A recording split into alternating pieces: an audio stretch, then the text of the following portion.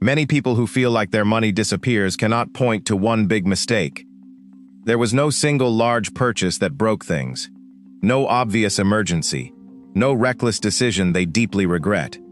The money just went, quietly. And at the end of the month, they are looking at a much smaller number than the month seemed to justify. That pattern has a name, and a system designed to reveal whether earning more is truly the first problem to solve, or whether something else is happening entirely. The default assumption many people make is that the problem is income. If they just earned a bit more, the numbers would finally work out. Saving would become easier. Investing would become possible. The stress would go down.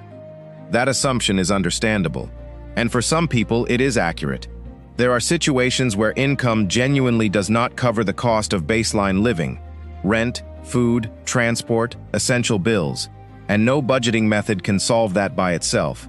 A structural income gap requires a structural solution. But for many people, the picture is more complicated than that. A common pattern that emerges when people examine their money carefully: their income was sufficient for their goals, but they did not know it, because too much of it was leaving without a clear instruction. Zero-based budgeting is most useful in exactly this situation.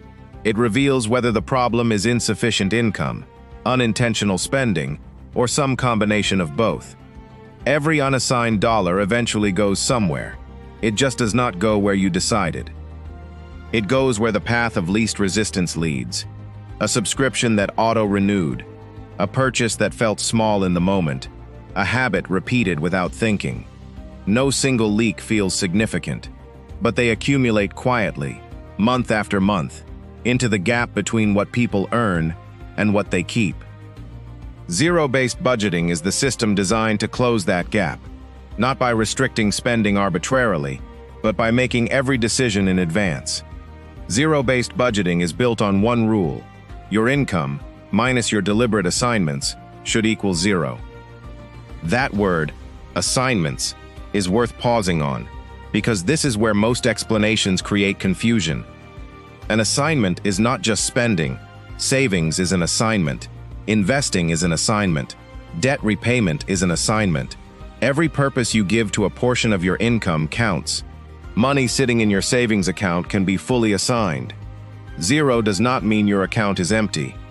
It means no dollar is waiting to be quietly claimed by something you never chose. The process itself is straightforward. You start with your total monthly income.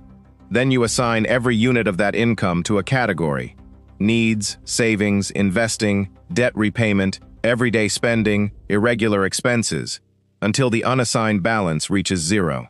At that point, every dollar has a deliberate destination.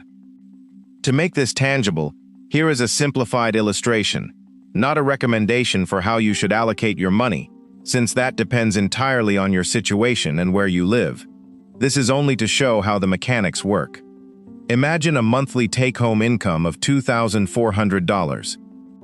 You might assign $1,100 to rent, $200 to utilities and internet, $300 to groceries and transport, $250 to debt repayment, $200 to savings, $150 to long-term investing, $100 to subscriptions and everyday personal spending, and $100 to an irregular expense fund for repairs, travel, or anything unpredictable.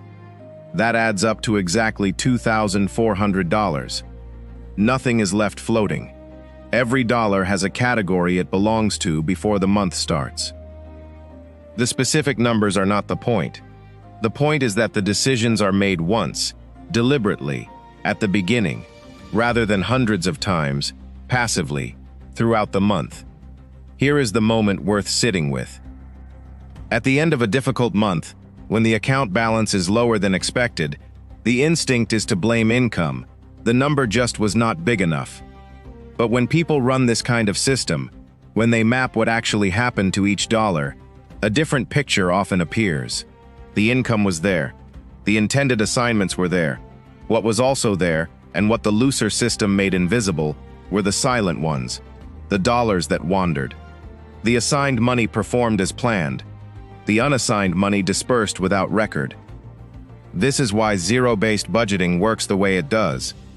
It does not create more money. It stops the quiet disappearing act. That shift in understanding matters, because it moves the question away from how do I earn more and toward how do I direct what I already have, and those two questions lead to very different decisions. For some people, the honest answer is that both questions need attention, but it is difficult to know which until the full picture is visible. Zero-based budgeting is particularly well suited to certain situations. If your income varies from month to month, as it does for freelancers, contractors, commission workers, or anyone whose earnings shift, this method is especially useful. Rather than working from an average or a projection, you plan around what you have actually received. In lower income months, that may mean prioritizing baseline needs before savings, investing, or discretionary categories, and adjusting everything else accordingly. The system adapts to reality, rather than assuming a fixed number. It is also valuable for people who have tried simpler budgeting approaches and found that money continued to slip away. The percentage-based systems, where you allocate, say, half your income to needs and a portion to wants and savings, work well for many people, but they operate at a higher level of abstraction. Zero-based budgeting works at the level of the actual dollar, which leaves fewer gaps for unintentional spending to occupy. There is something important to name honestly. This method requires more attention than a simple rule. You are making deliberate decisions at the beginning of each month, and tracking how your actual spending compares to those decisions throughout. That requires time. It requires a level of engagement with the details of your money that some people find empowering and others find genuinely exhausting. Neither response is wrong. Zero-based budgeting is one of the most precise budgeting systems available for this kind of work. Precision has a cost, and the cost is effort. If you prefer something lighter, a high-level rule that guides spending without requiring detailed monthly planning, a percentage-based approach may suit you better. Both can lead to good outcomes. The question is which level of structure matches your temperament and your life. This method also does not need to be perfect to be useful. Some months will not go exactly as planned. An unexpected expense arrives. A category runs over. That is normal, and it is not a reason to abandon the system. The value is not in perfect execution. It is in the repeated act of deciding. Over time, that practice can support better decisions and gradually shift how you relate to money. If you want to try this, the simplest starting point is to choose one upcoming month and map your most recent income. Before that month begins, write down every category you spend in. Not a perfect version of your spending, but an honest one. Assign a number to each category. Include savings and debt repayment as deliberate line items, not as whatever remains. Then keep assigning until the unassigned balance reaches zero. You do not need an app to start. A simple spreadsheet, or even a piece of paper works.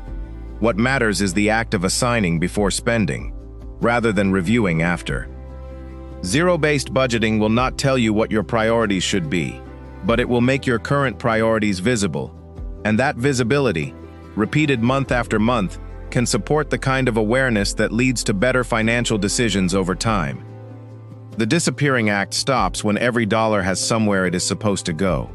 Welcome to Wealth Decoded, where we break down the world of money so anyone, anywhere, can understand it and build something real with it. If this helped, subscribe. Every week we decode one financial concept that could change how you make decisions. Next week, dollar cost averaging, an investing approach designed to reduce timing pressure and emotional decision-making. See you then.